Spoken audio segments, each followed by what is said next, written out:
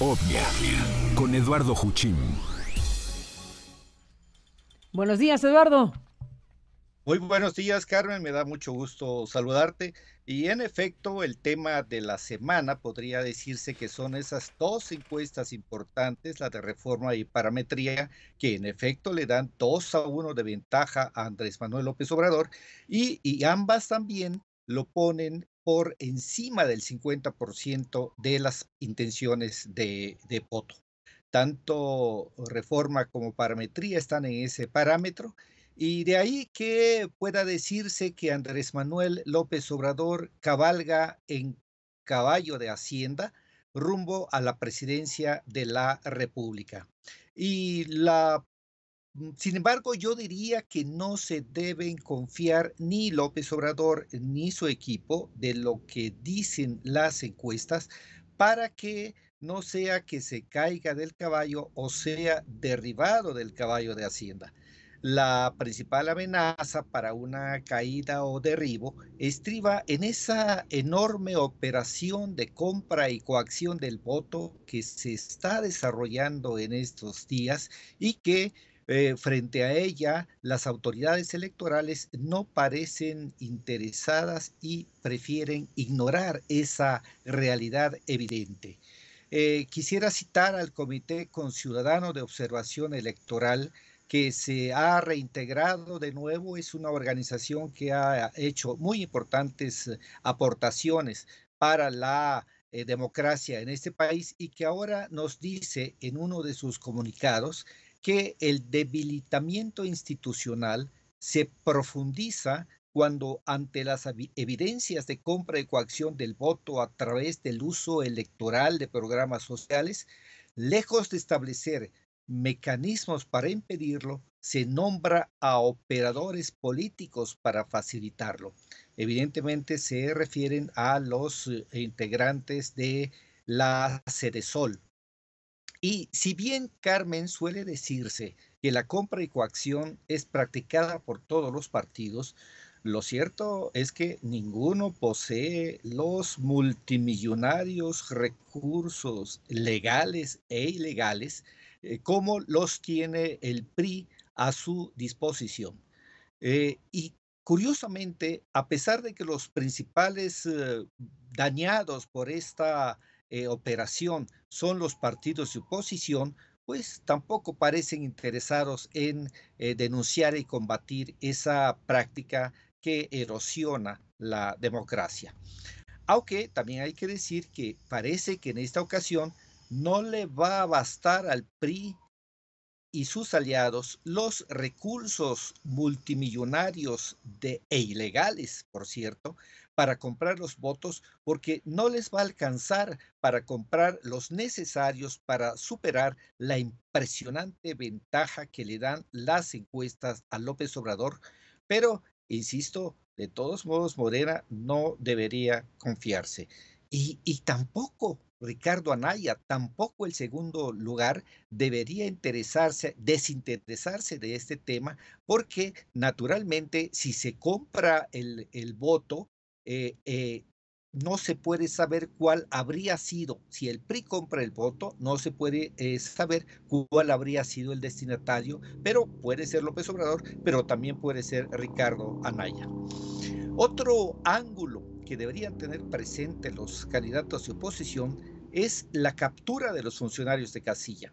Ha habido casos en que los operadores del PRI se las ingenian para que los funcionarios originalmente designados no acudan el día de la jornada electoral a sus respectivas casillas, lo cual obliga a tomarlos de la fila. Esta es una práctica muy conocida, muy bien aceitada, digamos, por los operadores del PRI. Estos operadores ubican muy temprano en la mañana del día de la elección a operadores priistas o a simpatizantes priistas que quedan a cargo de ciertas casillas como funcionarios de esas casillas. Por supuesto, aún siendo priistas, los funcionarios no deberían quedar con las manos libres para acciones distorsionadoras de la voluntad popular, porque ahí están los representantes de los partidos de oposición. Pero en este rubro hay otro riesgo de captura mediante dádivas de dinero. Es decir, los operadores priistas no solamente compran votos, sino también compran a los representantes de sus adversarios.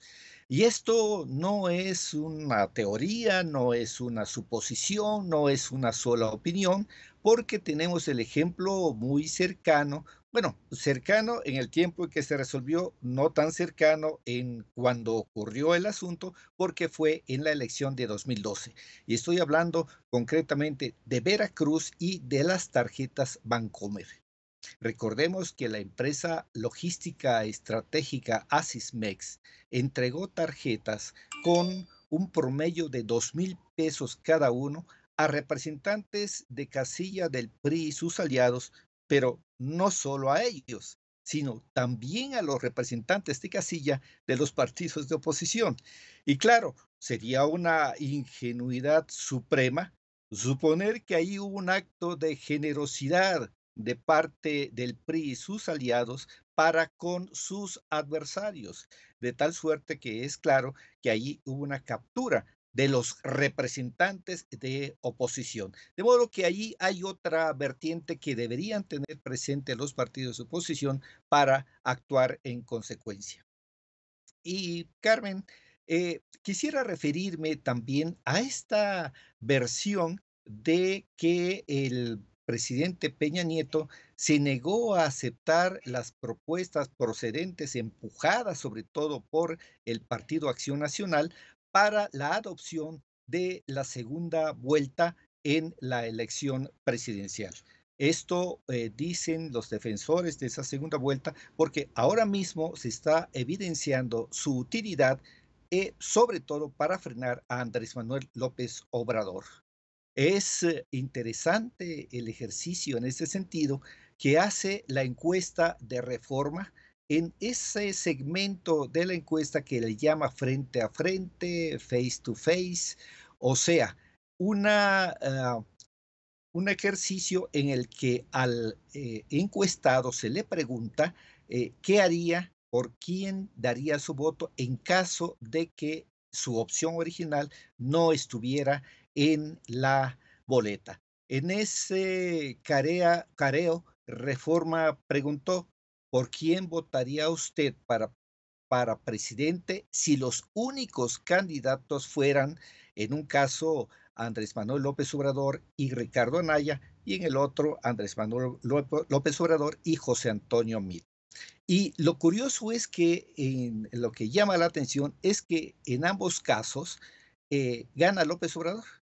Si los candidatos son Anaya y López Obrador, AMLO tiene el 55% de las intenciones de voto y Anaya solo el 29%.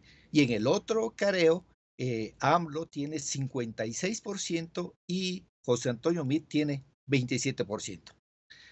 Lo cual me lleva a mí a pensar, a hacerle una lectura que creo es lógica, es admisible, de que esta pregunta en la encuesta de Reforma prefigura de alguna manera lo que podría ocurrir en una imposible segunda vuelta electoral, porque ya sabemos que no es posible hacerla porque no está prevista en la legislación mexicana.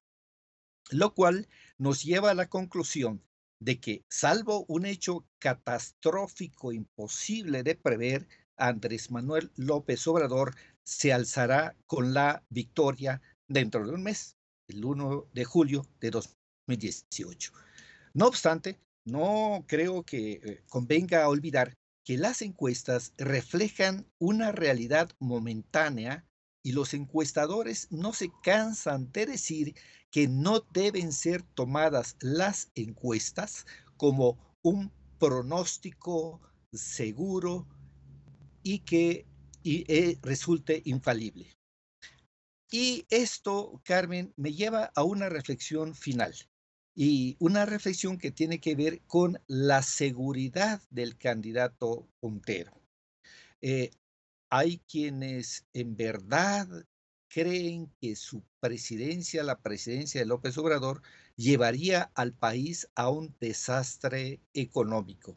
Y hay algunos, sobre todo funcionarios públicos, que se desesperan porque no solamente ven que su candidato tiene escasas posibilidades de acuerdo con las encuestas, sino que ellos están inmersos en la corrupción y temen que con López Obrador su destino sea ser procesados y eventualmente encarcelados.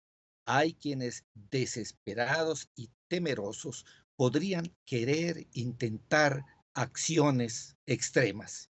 Y en este sentido, me parece que Andrés Manuel López Obrador y su equipo, si no quieren, por las razones que fueren, la protección del Estado Mayor Presidencial, debieran diseñar esquemas que garanticen con la mayor certeza posible la seguridad del candidato presidencial. Y con esto, Carmen, termino deseándote un buen día, lo que resta del día, o un buen mediodía para ser más precisos, un buen fin de semana y un abrazo para ti y la audiencia. Gracias, Eduardo Juchim. Con este comentario estaremos en contacto como siempre. Muy buenos días y buen fin de semana. Gracias, Eduardo Juchim.